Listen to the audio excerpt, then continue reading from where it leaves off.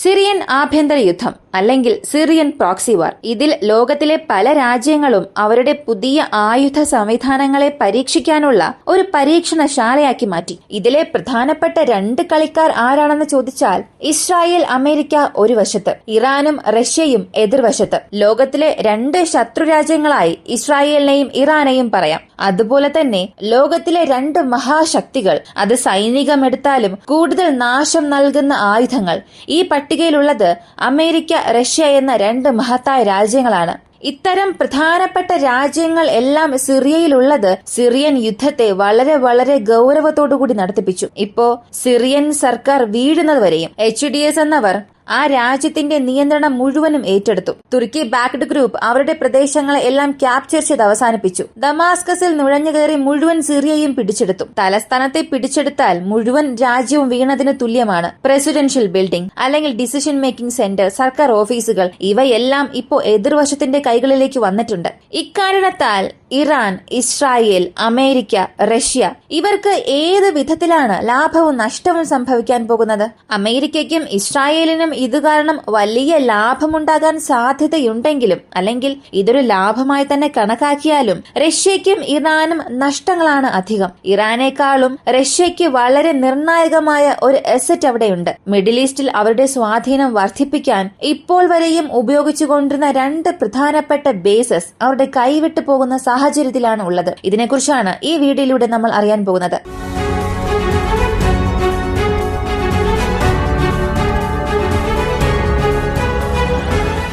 Russia evacuates Syria. റഷ്യയെ സംബന്ധിച്ച് രണ്ട് പ്രധാനപ്പെട്ട താവളങ്ങൾ, ഒരു എയർബേസും ഒരു നാവൽ ബേസും ഈ സിറിയയിലാണുള്ളത്.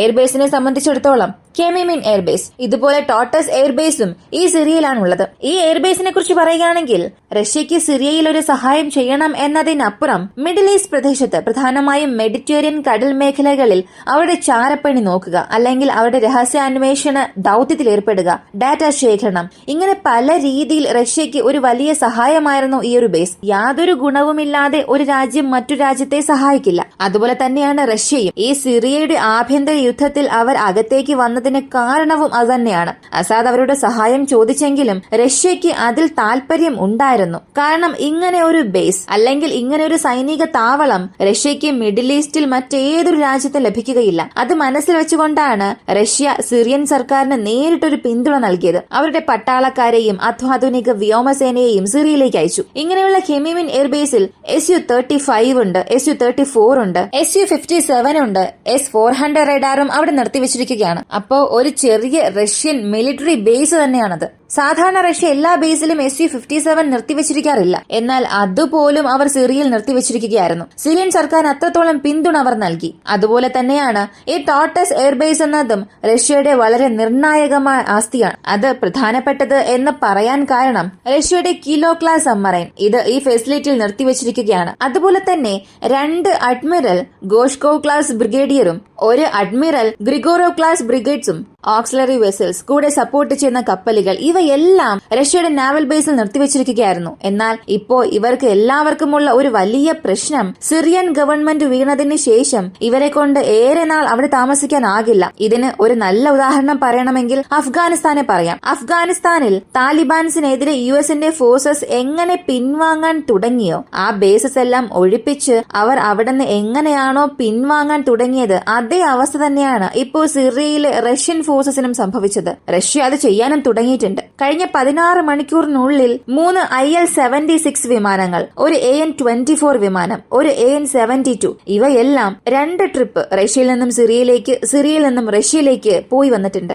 അവരുടെ എയർലിഫ്റ്റ് പണികളെല്ലാം ചെയ്യാൻ തുടങ്ങി. ഇവയെല്ലാം കാർഗോ പ്ലെയിൻസ് ആണ്. ഈ കാർഗോ പ്ലെയിൻസിൽ ഒറ്റ സമയത്ത് 70 ടൺസിലധികം ഉപകരണങ്ങൾ കൊണ്ടുപോകാൻ സാധിക്കും. ഇപ്പോ റഷ്യ ഈ ഒരു എയർബേസ് ഇവാക്യുവേറ്റ് ചെയ്യാൻ തുടങ്ങിയിട്ടുണ്ട്. ഇവിടം വിട്ട് അവരുടെ ആയുധങ്ങളെയും സൈനികരെയും കൊണ്ടുപോയി എന്നുള്ളത് ഇതിലൂടെ തന്നെ വ്യക്തമായി മനസ്സിലാക്കാൻ സാധിക്കും. ഒരു പക്ഷേ സിറിയൻ ഗവൺമെന്റ് വീണതിനു ശേഷവും റഷ്യയെ കൊണ്ട് ആ സ്ഥലം ഹോൾഡ് ചെയ്യാൻ കഴിയുമോ എന്ന് ചോദിച്ചാൽ അതിനുള്ള സാധ്യത ഏകദേശം 0 ആണ്, അല്ലെങ്കിൽ സാധ്യത ഇല്ല എന്ന് തന്നെ പറയാം. ഇങ്ങനെ പറയാൻ കാരണം സിറിയൻ സർക്കാർ ഫോഴ്സസ് ഏതെങ്കിലും ഒരു പ്രദേശത്തെ നിയന്ത്രിച്ചുകൊണ്ടിരിക്കുകയാണെങ്കിൽ റഷ്യക്ക് അങ്ങനെ ചെയ്യാം. ഇപ്പോ തലസ്ഥാനം വീണതിന് ശേഷം പോലും, ഉദാഹരണത്തിന് അഫ്ഗാനിസ്ഥാനിൽ തലസ്ഥാനം വീണതിന് ശേഷം പോലും പങ്ഷീർ പൻഷീർ എന്ന പ്രവശ്യയെ ഒരിക്കലും വീഴ്ത്താൻ സാധിച്ചില്ല. നേരിട്ട് അഫ്ഗാനിസ്ഥാനിൽ താലിബാൻസ് ഗവൺമെന്റ് വന്നതിന് ശേഷം പോലും ഇതിനകം അവരുടെ സർക്കാരിലുണ്ടായിരുന്ന അധികാരികളും വൈസ് പ്രസിഡന്റ് എല്ലാവരും ചേർന്ന് പൻഷീർ പ്രവശ്യ അവരുടെ നിയന്ത്രണത്തിലാക്കി. അതുപോലെ ഏതെങ്കിലും ഒരു പ്രദേശത്തെ സിറിയയിലുള്ള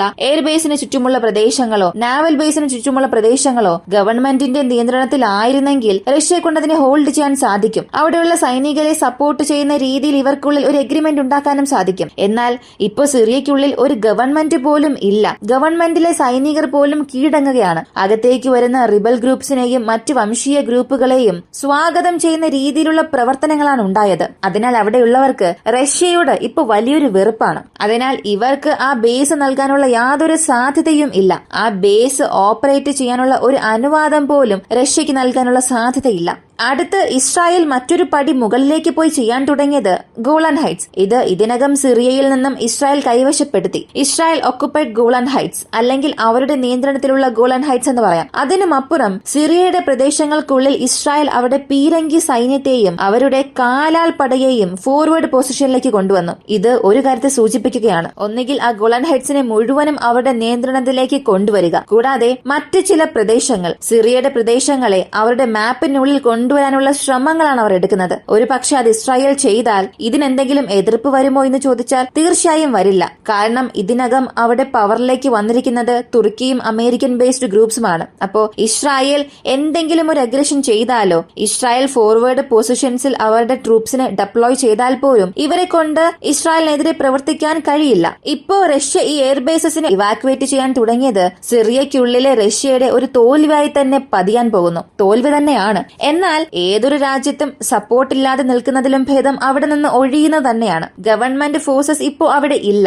ഗവൺമെന്റ് തന്നെ നിലംപതിച്ചതിനു ശേഷം റഷ്യ അവിടെ ഹോൾഡ് ചെയ്യണമെന്ന് ചിന്തിച്ചാൽ അത് റഷ്യക്ക് നേരിട്ടുള്ള ഒരു യുദ്ധമായി മാറും. ഇതിനകം ഉക്രൈനിൽ ഒരു പ്രശ്നം പോയിക്കൊണ്ടിരിക്കുന്ന സമയത്ത് ആവശ്യമില്ലാതെ സിറിയയിൽ ഇങ്ങനൊരു തലവേദന റഷ്യ ഏറ്റെടുക്കില്ല എന്നാണ് എനിക്ക് തോന്നുന്നത്. ഇസ്രായേൽ ലബനൻ യുദ്ധം അവസാനിപ്പിക്കൽ, സിറിയയിലെ ഭരണമാറ്റം, ഇവയെല്ലാം ചേർത്ത് വച്ച് റഷ്യ ഉക്രൈൻ യുദ്ധത്തെ മറ്റൊരു വഴിയിലേക്ക് കൊണ്ടുപോവുകയാണ്.